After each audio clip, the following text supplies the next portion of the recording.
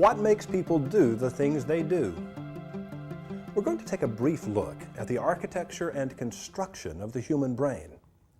Ultimately, we're trying to reach the prefrontal cortex. You see it here on the brain map as the pink part of the left hemisphere, right behind your forehead. There, the prefrontal cortex, the pink part, right behind your forehead, is the center of decisions, planning, and judgments. If you don't reach the prefrontal cortex, you're just taking up space and making noise. If you will persuade, if you will cause a person to take a different action than the one they were about to take, it's because you reached the prefrontal cortex, you made it past Broca's area, to the central executive who carried your message to the prefrontal cortex for a favorable decision. Your customer said yes. It can happen no other way. This green section of the brain is where physical action is coordinated. It is the motor association cortex, the red stripe. This is where physical action is triggered. Voluntary action is triggered by the primary motor cortex, and notice how it sends a signal to the green, where it's coordinated. Now, tactile sensations here in the dark blue, pain, pressure, position, movement and temperature, skin and muscular sensations, there flow into the yellow, which is mental images. Do not confuse this with visual images. You see, mental images are multisensorial. They are a composite of sight, sound, smell, texture, taste, color, opinion, and mood. Mental images, much bigger than a mere visual image, even though they may or may not have a visual component. Sight comes from the visual cortex just above your spine at the base of your skull. The optic nerves carry the visual impulses from your eyeballs between the two hemispheres of the brain all the way to this place at the back of your skull. The visual cortex flows into visual memory. It is the furthest part of your brain from the prefrontal cortex. Why is that important? If thought does move at the speed of electricity, which is the speed of light, it's important because at every synapse, from cell to cell, all the way across your brain, there are multiple pathways out of that neuron. You take a wrong path, you have a false memory. You remember things that never happened. The closer you are to the prefrontal cortex, the less likelihood of a false memory, the more easily and more accurately the information will be recalled. Keep that in mind. So your eyes are connected by the optic nerves from the back of your eyeballs in between the two hemispheres of your brain to this place just above your spine at the base of your skull. That visual information is stored here in the orange part of the brain, visual memory. And then that flows into the yellow. We already have pain, pressure, position, movement, and temperature flowing from the dark blue into the yellow, mental images. We have from the orange, visual information flowing from the eyes into mental images. But then remember, the visuospatial sketch pad in the dorsolateral prefrontal, working memory, which we'll learn about in a minute, is not connected to your eyes. No, you're seeing things that never entered your eyes on the mind's eye.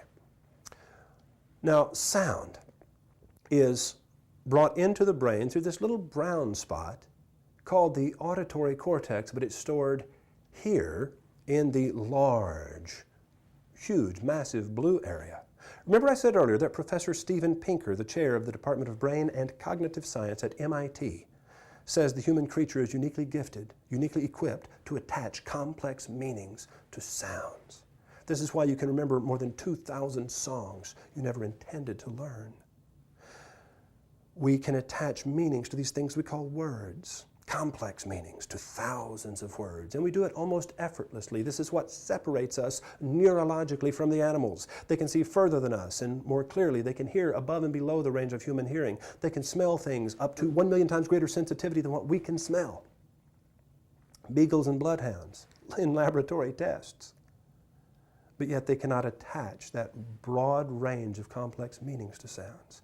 It's done here in the auditory association area. Notice how all the other parts of the brain fan out from it like the tail feathers of a peacock. There is nothing available to you more powerful than these things we call words. Harness them and learn to use them well if you would prosper.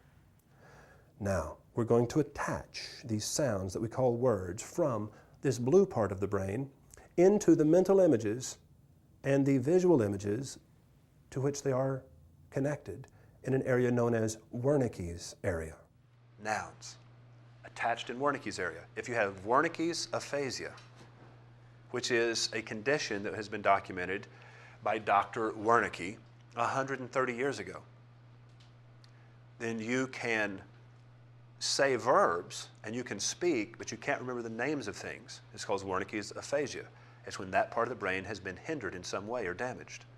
Did you know the written word, that visual symbol we call the written word, has no meaning until it has been translated into the sound it represents?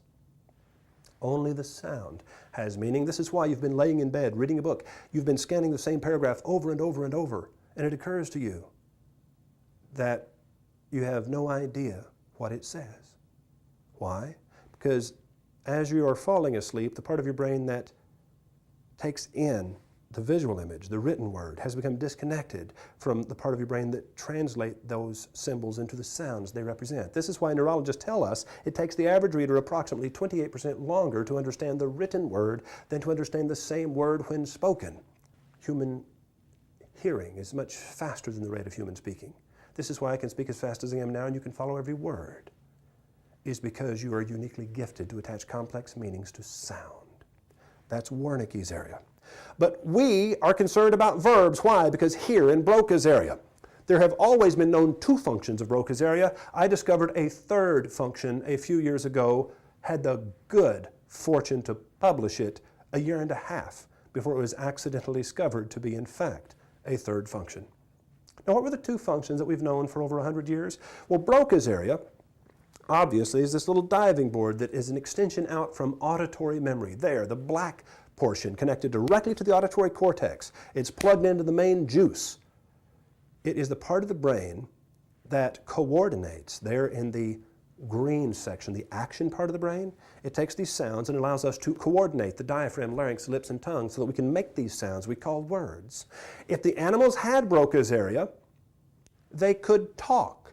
They could coordinate the movement of their tongue, their diaphragm, their larynx, and their lips to actually form these sounds. They lack that area of their brain. They, number one, can't attach meanings to sounds the way that we can because their brain is not developed in that area. They don't have the huge auditory association area that we have. Furthermore, they do not have Wernicke's area, they do not have Broca's area. Those are unique to humans. And it's what allows us to speak. It's what gives us this facility we call language.